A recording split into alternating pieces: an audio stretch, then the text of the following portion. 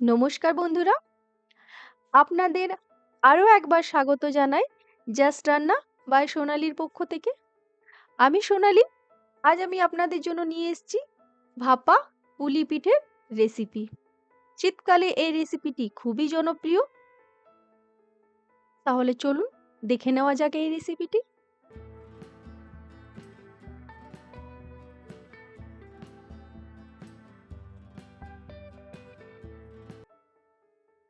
তার জন্য আমি এখানে একটা কড়াইকে চাপিয়ে দিলাম, আর এখানে দিয়ে দিলাম কিছুটা জল। এখানে আমি 2 লিটার মতো জল ব্যবহার করব।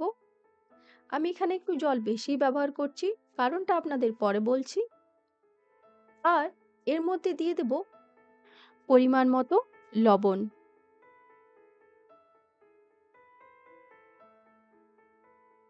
এরপর অপেক্ষা করব যতক্ষণ না জলটা ভালো করে ফুটে ওঠে। যদি বুঝতে না পারেন আপনার লবণটা পরিমাণ মতো হয়েছে কিনা, তার জন্য এখান থেকে একটু জল নিয়ে আপনি সেই জলটা অবশ্যই টেস্ট করে দেখতেই পারেন। আর তারপর আপনি বুঝে যাবেন যে আপনার লবণটা ঠিক হয়েছে কিনা। এই দেখুন কি সুন্দর জলটা ফুটে উঠেছে। এরপরে আমি এখান থেকে কিছুটা জল একটা অন্য পাত্রে রেখে নেব।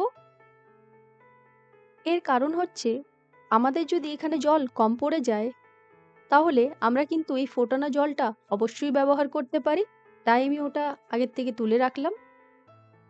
আর এখানে আমি নিয়ে নিয়েছি চালের গুঁড়ো। এখানে আমি 1 কিলো 250 গ্রাম চালের গুঁড়ো নিয়ে নিয়েছি। আর এখানে আমি অবশ্যই সেদ্ধ চালের গুঁড়ো ব্যবহার করছি। আর এই চালের গুঁড়োটাকে অল্প অল্প করে জলের মধ্যে ঢেলে দিতে হবে। পুরো চালের গুঁড়োটা ঢেলে দেওয়ার পর এইভাবে খুন্তি দিয়ে আস্তে আস্তে আমি এটাকে মিশিয়ে নিচ্ছি। এরপর আমি গ্যাসের ফ্লেমটাকে এখানে বন্ধ করে দেব।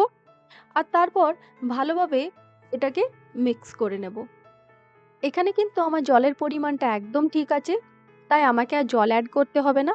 আপনাদের যদি জল অ্যাড করতে হয়, তাহলে অবশ্যই আগের থেকে ফোটানো জলটা তুলে রাখবেন আর তারপর ওইটাই ব্যবহার করবেন। এখানে ভালোভাবে আমি মিশিয়ে নিয়েছি। তারপর এই চালের গুঁড়োটাকে আমি একটা অন্য পাত্রে ঢেলে নিয়েছি। তারপর এটাকে আমি হাত দিয়ে ভালোভাবে মেখে নেব।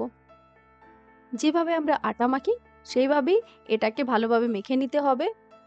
তবে অবশ্যই এই কাজটি খুব সাবধানে করতে হবে, তার কারণ এটা এই সময় খুবই গরম থাকে।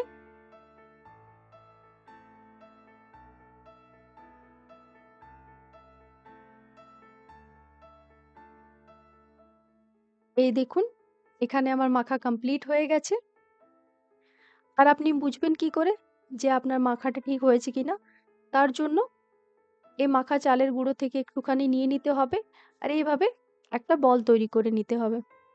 দেখুন বলটা কতটা স্মুথ হয়েছে, কোনোভাবে কিন্তু ফেটে যায়নি। তার মানে খুবই ভালো হয়েছে আমার মাখা। এরপর আমি এটাকে ঢেকে রেখে দেব।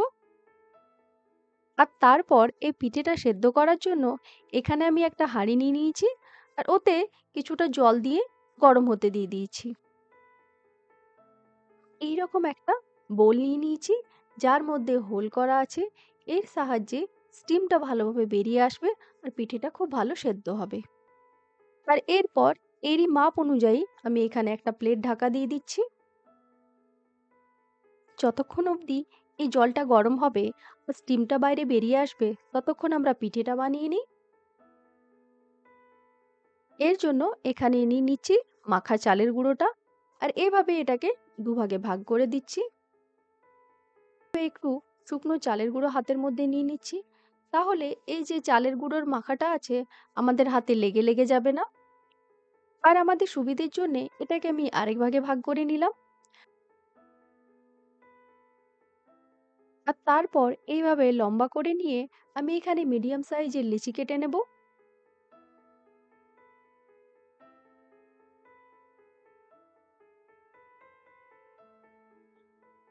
আর তারপর একটা লেচিকে নিয়ে হাতের তালুর সাহায্যে এইভাবে ঘুরিয়ে ঘুরিয়ে একটা বলের আকার দিয়ে দেব। আর তারপর লেচিটাকে হাতের তালুর মাঝ বরাবর রেখে হালকা করে প্রেস করে দেব। আর এইভাবে যদি শুকনো চালের গুঁড়ো মাখিয়ে নেওয়া হয় তাহলে পিঠেটা বানাতে অনেকটা সুবিধে হয়ে যায়। আর তারপর দুটো বুড়ো আঙুলের সাহায্যে এইভাবে ঘুরিয়ে ঘুরিয়ে একটা বাটির আকার দিয়ে দিতে হবে।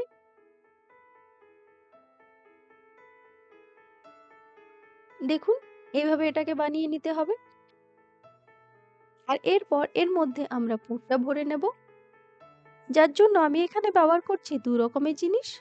একটা হচ্ছে খেজুর গুড় দিয়ে বানানো নারকেল নাড়ু, আর একটা হচ্ছে খোয়া। আমি এগুলো এভাবে হাতের সাহায্যে ক্রাশ করে নিচ্ছি। আর এই খেজুর গুড় দিয়ে বানানো নারকেল নাড়ু রেসিপিটা অবশ্যই পেয়ে যাবেন আমার চ্যানেলে। লিঙ্কটা আমি ডেসক্রিপশনে অবশ্যই দিয়ে দেব। আর এরপর একটুখানি নারকেলের পুরটা নিয়ে ওর মধ্যে দিয়ে দেব। তারপর এইভাবে ধরে দুটো বুড়ো আঙুলের সাহায্যে এইভাবে আস্তে করে প্রেস করে দেব। আর আস্তে আস্তে চেপে চেপে ওর মুখটা এইভাবে বন্ধ করে দেব। আপনারা চাইলে এইরকম ভাবেও রেখে দিতে পারেন, কিন্তু আমি এখানে একটু অন্যরকম ডিজাইন বানিয়ে দিচ্ছি। আর তার জন্য এরকম ভাবে দু সাইড থেকে ধরে একটু প্রেস করে দিলেই হয়ে যাবে অন্য একটা ডিজাইন।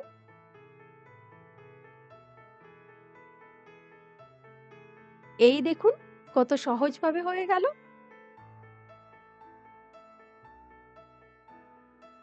এইরকম ভাবে আমি এখানে সব পিঠেগুলোই তৈরি করে নিচ্ছি।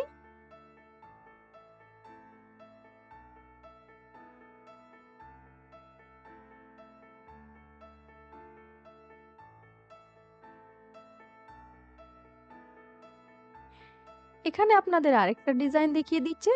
তার জন্য বাটির আকার বানিয়ে নিয়ে এইভাবে পুরটা ভরে দিয়ে 4 আঙ্গুল দিয়ে ধরে এইভাবে আস্তে আস্তে প্রেস করে দেবেন। দেখুন, কত সহজে হয়ে গেল আরেকটা নতুন ডিজাইন। আপনারাও এইভাবে আপনাদের ইচ্ছের মতো ডিজাইন বানিয়ে নিতেই পারেন। এই দেখুন, এখানে আমার একবারে সেদ্ধ হতে দেওয়ার মতো পিঠে রেডি হয়ে গেছে। তাহলে চলুন এগুলো আগে সেদ্ধ হতে দিয়ে দিই আমরা। দেখুন কিভাবে স্টিমটা বাইরে বেরিয়ে আসছে, তার মানে একদম পারফেক্ট টাইম এটা আমাদের সেদ্ধ হতে দেওয়ার জন্য। আর এই ঢাকাটা খোলার সময় অবশ্যই সাবধানে খুলবেন, তার কারণ স্টিমটা আমাদের হাতে লেগে যেতে পারে। এরপর একটা একটা করে পিঠেগুলো এর মধ্যে দিয়ে দেব।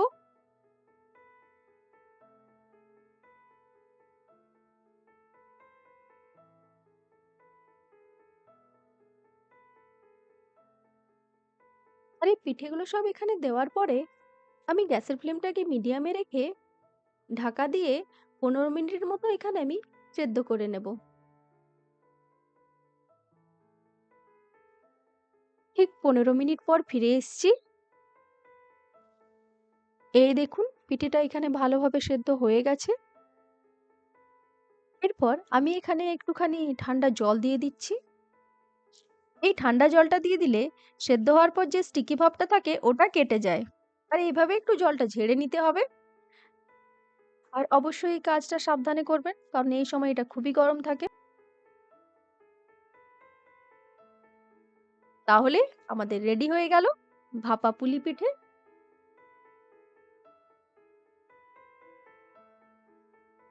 তাহলে আপনারাও তাড়াতাড়ি বানিয়ে ফেলুন এই পিঠে। আর আমাকে কমেন্টে অবশ্যই লিখে জানান কেমন হয়েছে। আর আমার ভিডিওটি যদি ভালো লেগে থাকে তাহলে অবশ্যই লাইক, শেয়ার অ্যান্ড সাবস্ক্রাইব করে দেবেন। ভিডিওটি দেখার জন্য ধন্যবাদ।